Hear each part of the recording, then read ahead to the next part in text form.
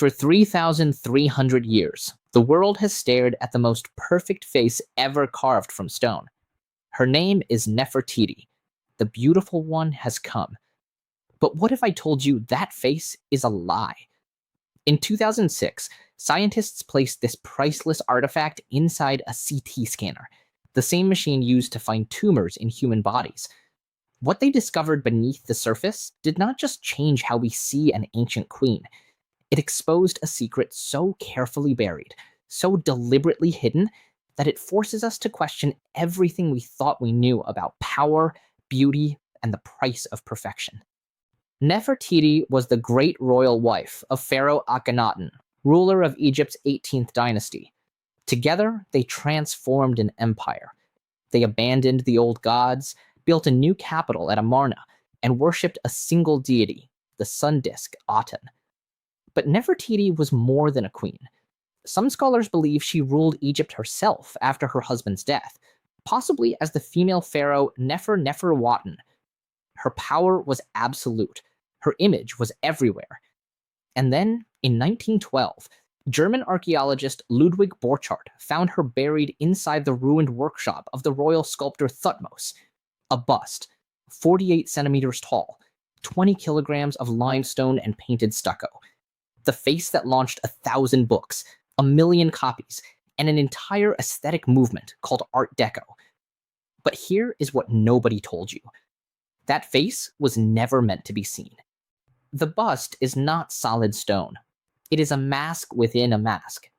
At its heart lies a roughly carved limestone core, slanting shoulders, thin throat, asymmetric and raw.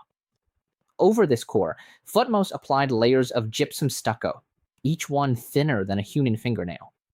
The outermost layer, barely 1 to 2 millimeters thick, is where the magic happened, where wrinkles disappeared, where a bump on the nose vanished, where an aging queen became immortal.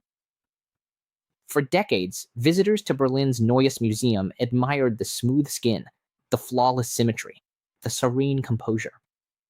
But in 2006, Dietrich Wildum, director of the Egyptian Museum, noticed something strange under a new lighting setup. Faint lines on the neck, subtle shadows beneath the eyes, signs that the sculptor had tried to depict aging, then deliberately erased them. Wildung called in Alexander Huppertz, director of the Imaging Science Institute at Berlin's Charité Hospital. They used a 64-slice spiral CT scanner, technology so advanced it could detect details just 1 millimeter beneath the surface. 1 millimeter, the width of a credit card.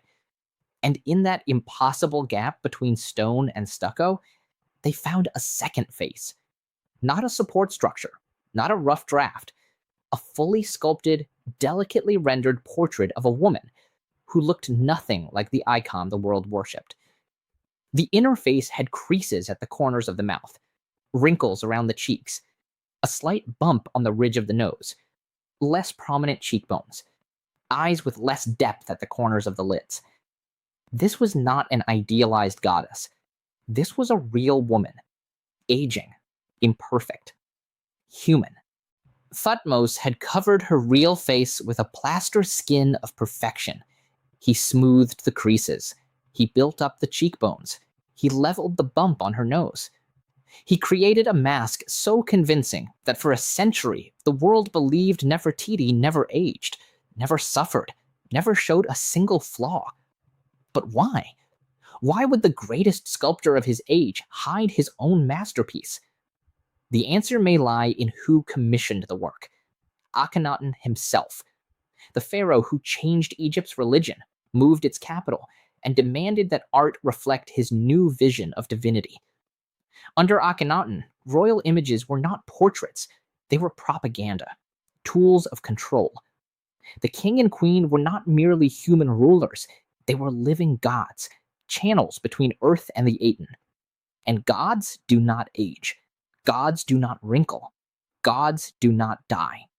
So Thutmose, the man whose very title meant the one who makes live, was ordered to create a lie, to trap Nefertiti's soul inside a body that never existed, to turn a mortal queen into an eternal ideal.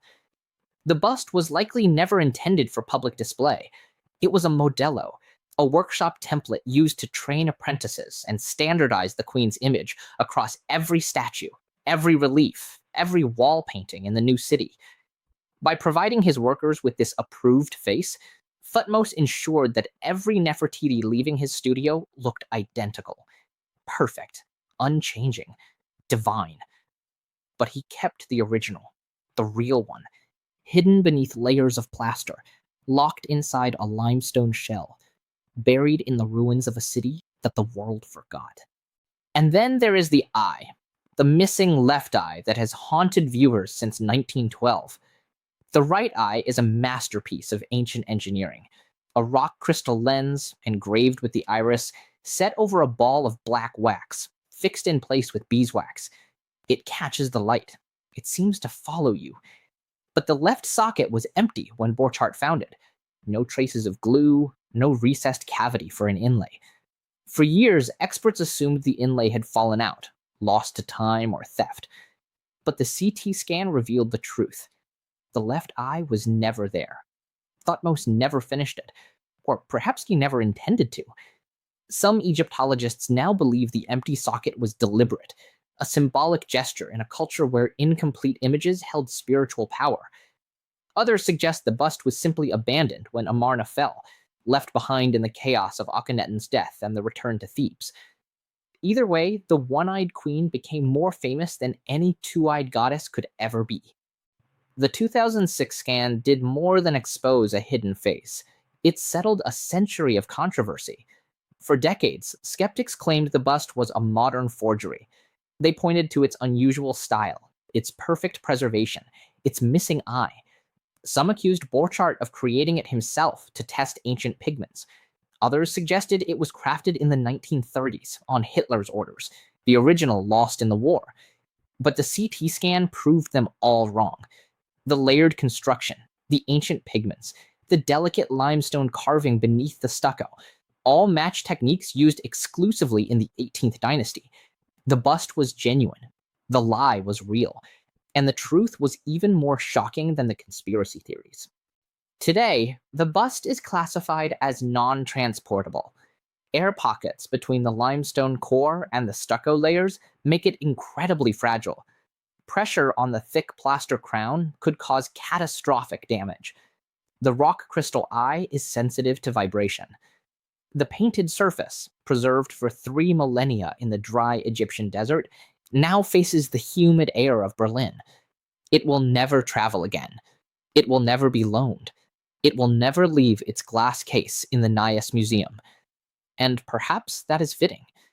A queen who was never allowed to age in life is now trapped forever in stone, her perfect face frozen in time, her real face hidden from the world she once ruled. Nefertiti means the beautiful one has come, but the CT scan revealed something darker.